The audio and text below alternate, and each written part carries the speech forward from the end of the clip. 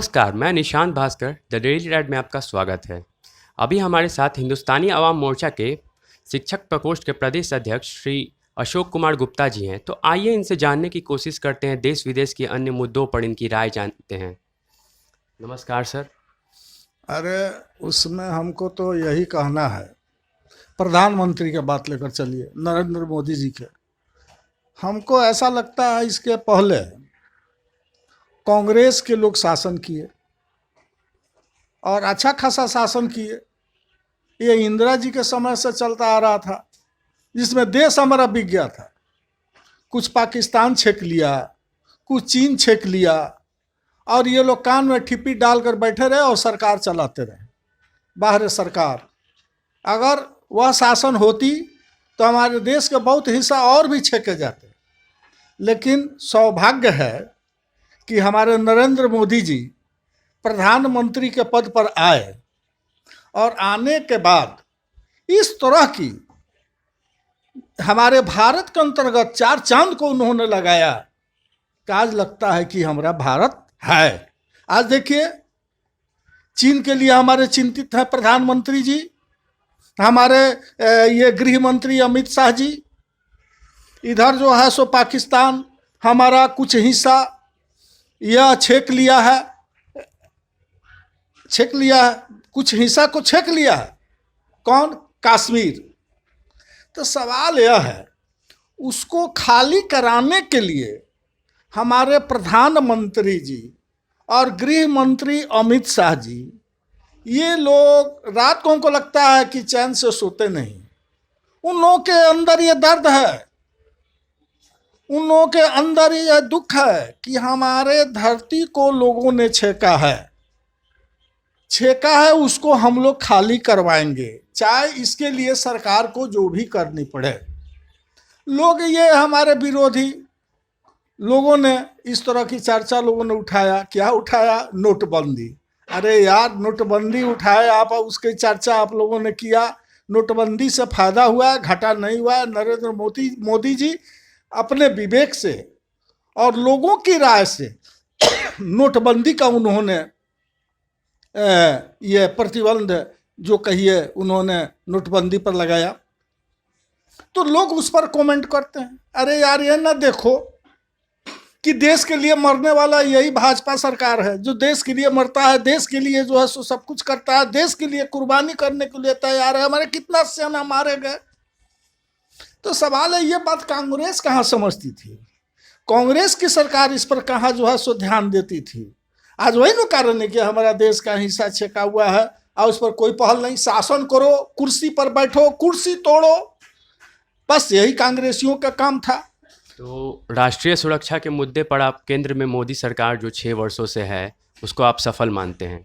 एकदम सफल मानते हैं।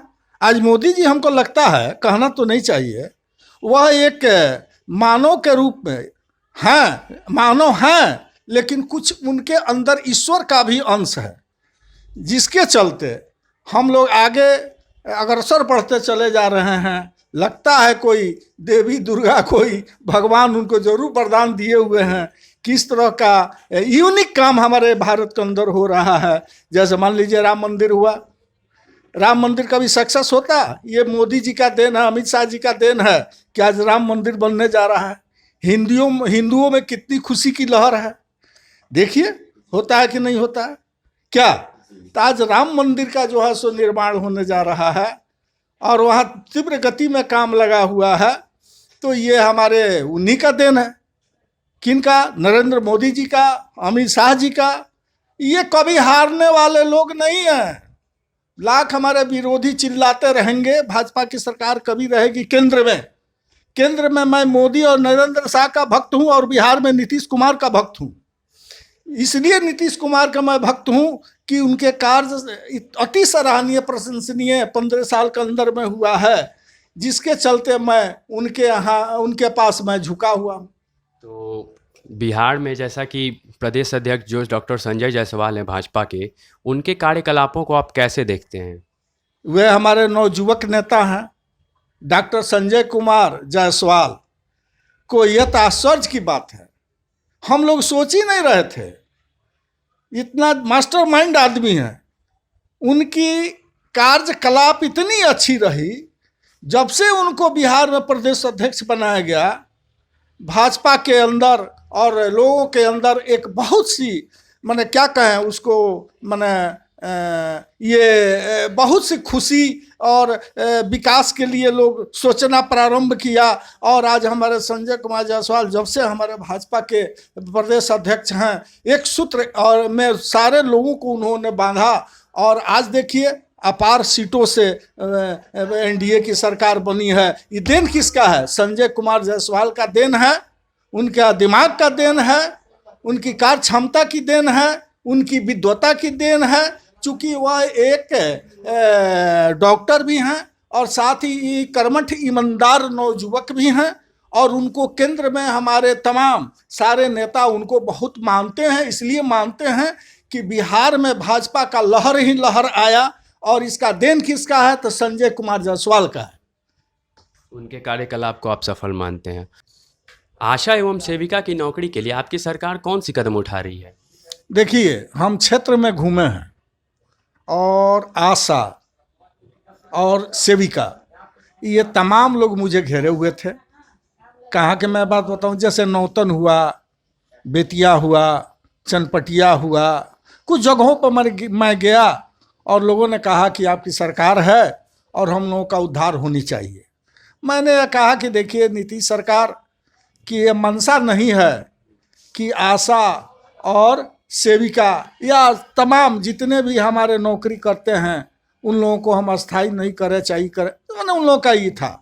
लेकिन हमारे माननीय मुख्यमंत्री जी ये भी तो सोच रहे हैं, उनके पास सवाल है, जितनी पूंजी होगी उसी के अनुसार काम करेंगे। जब पूंजी हमारे पास तो पहले ही बताया होगी 10 रुपये और 20 रुपये के तो काम नहीं कर पाएंगे। फिर भी उसमें जितना लगे बन पाता है उतना हमारे मुख्यमंत्री जी करेंगे। और इसके लिए इन लोगों का मैसेज मैं स्वयं मुख्यमंत्री जी के पास बैठकर बताऊंगा, और जितना मदद होगा आशा और सेविकाओं के लिए हम करेंगे, यह वचनबद्ध हैं।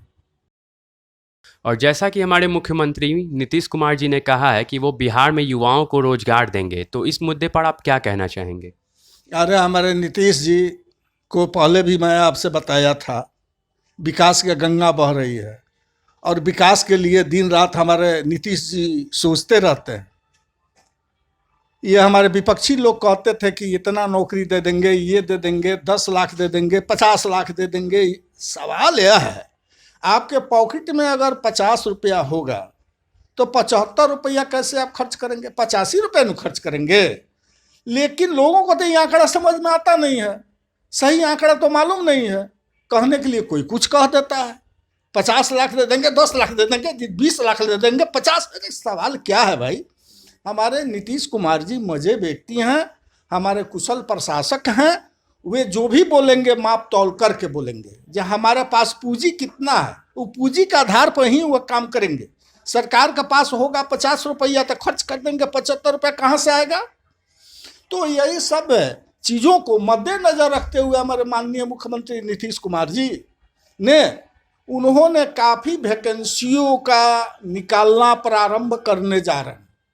विभिन्न खाली जगहों पर नौजुवकों को भरा जाएगा और ईमानदारी पूर्वक। इसमें हमारे मुख्यमंत्री जी नीतीश कुमार सशक्त हैं कि जो भी काम हो सही हो, ईमानदारी से हो, किसी प्रकार के रिश्वत नहीं चले। देखिए ना, रिश्वत का मामला में हमारे मुख्यमंत्री जी जगह जगह निगरानी समिति, अच्छे अच्छे लोग पकड़े गए रिश्वत के मामले में। ये किनका देन है? माननीय मुख्यमंत्री जी का देन है। अरे ये संजोग कहिए, लोगों की कहिए सौभाग्य है कि आज हमारे नीतीश जी मुख्यमंत्री हो गए। यदि मुख्यमंत्री नीतीश जी नहीं होते तो बिहार का हालत बिल्कुल बुरा होता और हम लोग रोड पर भी नहीं निकल पाते।